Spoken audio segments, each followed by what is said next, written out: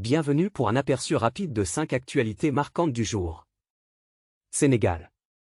L'opposition au Sénégal proteste vigoureusement contre le report inédit de l'élection présidentielle du 25 février par le président Macky Sall, suscitant des inquiétudes nationales et internationales. La France, les États-Unis, l'Union européenne et la CEDEAO expriment leurs préoccupations. En parallèle, une commission d'enquête sur la validation des candidatures, soutenue même par des députés du camp présidentiel, alimente les suspicions de manœuvres pour ajourner l'élection. Le candidat antisystème Bassirou Diomaye Faye, bien que détenu, émerge comme une menace crédible, ajoutant une dimension complexe à la situation politique.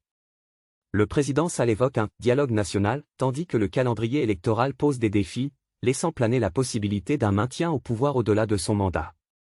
Agriculteurs. Le gouvernement français a publié les premiers décrets visant à apaiser la colère des agriculteurs. Le premier décret concerne le gazole non routier, GNR, permettant aux agriculteurs de demander une avance de 50% sur le remboursement partiel de la taxe sur les produits énergétiques dès février 2024, contrairement à l'ancien délai d'1 an. Le deuxième décret concerne l'indemnisation des éleveurs touchés par la maladie hémorragique épizootique, MHE, augmentant le taux de prise en charge des frais vétérinaires de 80% à 90% et indemnisant à 90% les pertes liées à la mortalité des animaux. Ces mesures ont conduit à la levée des barrages agricoles, mais les agriculteurs attendent des actions concrètes d'ici le Salon de l'agriculture en février, exigeant également une loi d'ici juin. Guerre Israël-Hamas. Les récentes tensions entre Israël et le Hamas ont conduit à des bombardements israéliens dans la bande de Gaza, provoquant la mort de plus de 120 Palestiniens, dont des civils, et suscitant des craintes quant à une offensive à Rafah.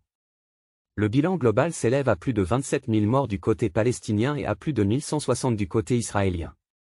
Sur le plan diplomatique, le secrétaire d'État américain, Anthony Blinken, se rend au Moyen-Orient pour soutenir les efforts de trêve, tandis que des discussions portent sur un projet d'accord incluant une trêve de 6 semaines et des échanges de détenus. Des frappes israéliennes ont également visé le Hezbollah au Liban et en Syrie, et des actions militaires ont été menées au Yémen. La situation reste tendue à la frontière israélo-libanaise. Yémen. Les États-Unis et le Royaume-Uni ont annoncé avoir effectué des frappes aériennes au Yémen en réponse aux attaques répétées des rebelles houthis soutenus par l'Iran contre des navires. Ces frappes font suite à des attaques similaires en Syrie et en Irak, en représailles à la mort de 3 soldats américains en Jordanie. Les Houthis ont averti que ces actions n'ébranleraient pas leur soutien à Gaza. Les frappes conjointes ont visé 36 cibles rebelles dans 13 endroits au Yémen. L'Iran a condamné ces frappes, les qualifiant de violation de la souveraineté du Yémen.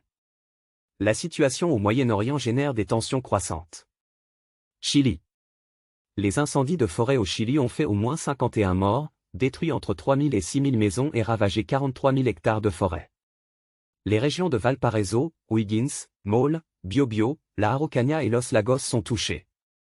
Les autorités ont instauré un couvre-feu nocturne pour faciliter l'approvisionnement des équipes d'urgence en carburant. La canicule, accentuée par le phénomène climatique El Niño, a provoqué ces incendies, et la vague de chaleur menace également l'Argentine, le Paraguay et le Brésil. Le président Gabriel Boric déclare que la situation est une « catastrophe sans précédent ». Abonnez-vous pour ne pas manquer les prochaines actualités.